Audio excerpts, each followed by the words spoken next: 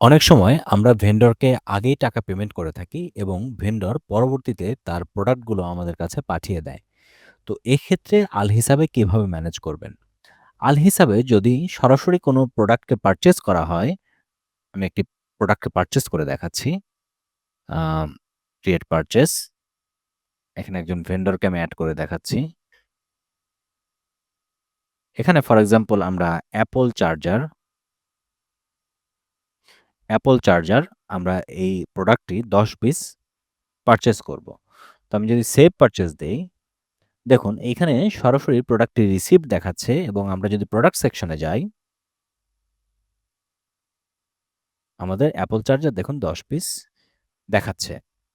তো অনেক ক্ষেত্রে এরকম হয় যে ভেন্ডররা পরে আমাদেরকে প্রোডাক্ট পাঠায়। সেক্ষেত্রে আমরা কিভাবে এই প্রোডাক্টটাকে আমরা রিসিভেবল করতে পারি? অর্থাৎ প্রোডাক্ট রিসিভ আ প্রোডাক্টে পেমেন্ট করার পরেও যে আমরা প্রোডাক্ট রিসিভ করব, এই জিনিসটাকে আমরা ঠিক রাখতে পারি। ঠিক আছে? তো এর জন্য আমাদের যেতে হবে সেটিংসে। সেটিংস থেকে আমাদের পারচেজ সেটিংসে আমাদের দেখেন এড লট instantly after purchase.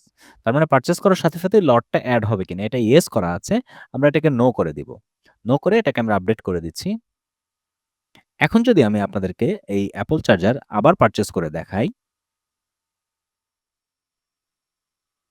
Create purchase,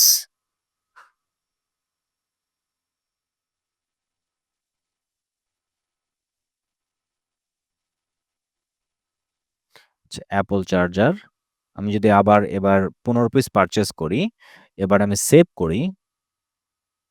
দেখেন এইখানে আমাদের আনপেইড অবস্থায় পারচেজ হয়েছে এবং এটাকে নট রিসিভড দেখাচ্ছে। ঠিক আছে? সো এখানে যদি আমি পেমেন্ট রেকর্ডও করি, ফর এক্সাম্পল আমার ৳১৮,০০০ পেমেন্ট আমি ফুল পেমেন্ট রেকর্ডও করি, সেক্ষেত্রে দেখেন এটা পেইড আছে কিন্তু প্রোডাক্ট কিন্তু নট রিসিভড দেখাচ্ছে। এবার আমি যদি প্রোডাক্ট সেকশনে আপনাদেরকে দেখাই, প্রোডাক্ট সেকশনে যদি আমরা অ্যাপল চার্জার দেখি দেখেন এখানেও কিন্তু আমাদের স্টক আছে ১০ পিস। আমাদের পরে যে ১৫ পিস কিনলাম সেটি এড হয়নি। এখন ফর এক্সাম্পল যে আমাদের ভেন্ডর আমাদেরকে প্রোডাক্টটা দিয়ে দিয়েছে, সেক্ষেত্রে আমরা যেটা করব, পারচেজ আইটেম থেকে যে রিসিভ, দেখেন এই অপশন থেকে রিসিভ এ ক্লিক করব।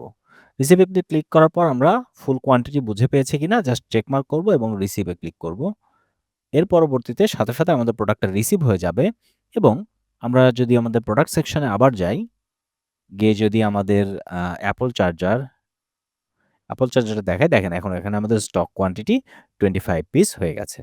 তো এভাবেই খুব সহজেই আপনারা ভেন্ডরকে আগে পেমেন্ট করে এবং পরবর্তীতে তার কাছ থেকে প্রোডাক্ট বুঝে নিতে পারবেন।